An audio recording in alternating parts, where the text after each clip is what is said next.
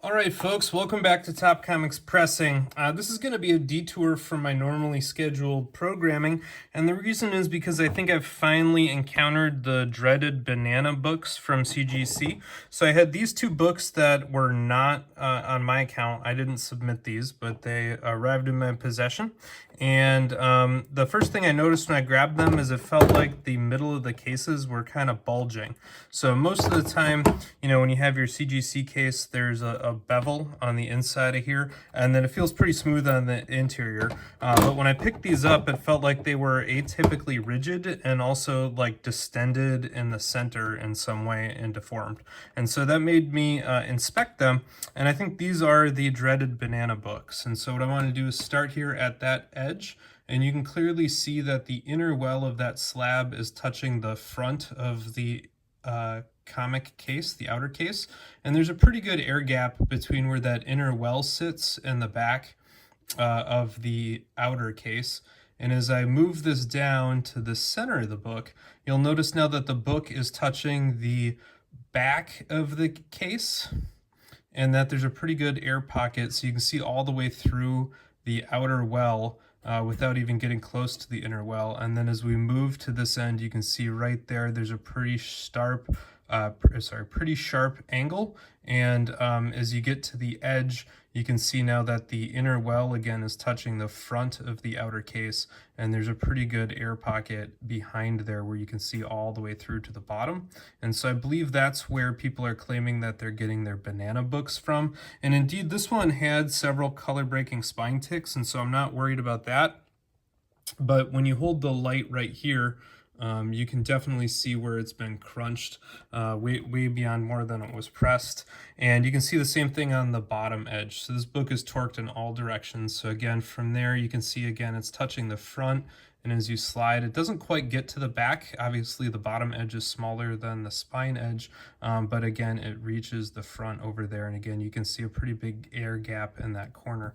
And so this book is torqued at all corners towards the front, and there's a pretty big piece of space on the back center here where it must touch the book. And it's not just that one, it's also this one. And so if I check that out there, it's the same thing. That corner touches the front of the outer well, and you can see all the way through the outer well on the back side. And then as you go to the middle of the slab, kind of right there, you can see that the inner well is pushed all the way to the back of the outer well, and you can see all the way through, right in here.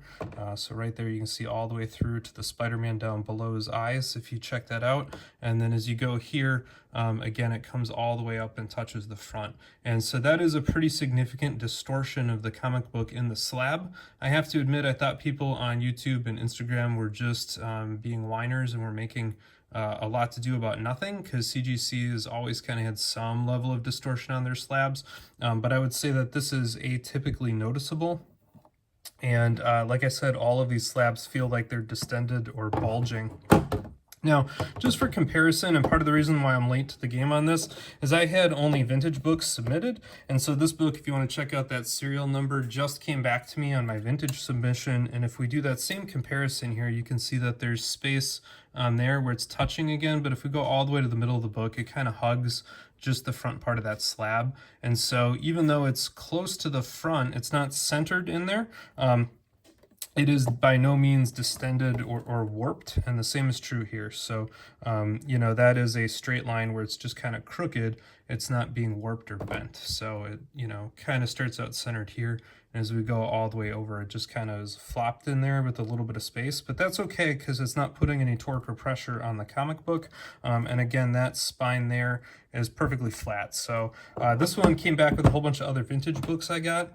Now, the other one that I've received lately is this one, which came through a reholder process. So if you grab that serial number there, you can see that that book was graded quite some time ago, and it was an ugly older slab, and I had just sent this one for a reholder. And again, if we do the same analysis, this one's pretty centered at the top. It's pretty centered at the midline there, and it's pretty centered at the bottom. So this one is perfectly centered in the slab and does not have that banana phenomena. And again, here's two other ones from my PC that I just pulled off the wall.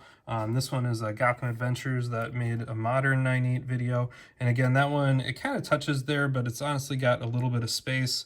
And if we go to the middle, it's, you know, it's not pushed tight against the back there. And it just kind of has a one directional angle to it. And you can kind of see the DC logo on the side there. It looks like spine ticks from there, but that's actually the DC logo just coming over a little bit. And so that one has like a very minor angle to it, but it is, again, it's not torqued. So what makes these, I think, problematic is it's clearly pushed here to the front. And then, you know, that area by the staple clearly has an angle to it. It hits the back kind of in the middle where you can clearly see all the way through that slab. So, you know, right there I can see all the way down to the Michelangelo underneath. And then here again it pushes. So that's clearly a full U shape with a torque to it.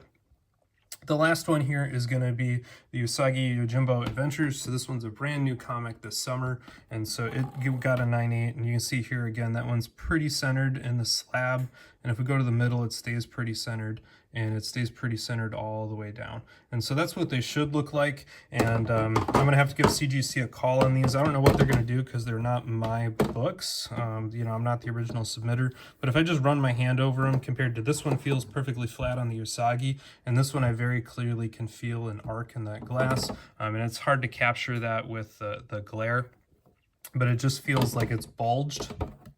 And, you know, you very clearly can see here that there is an arc in both directions of this comic book going all the way across on both of them.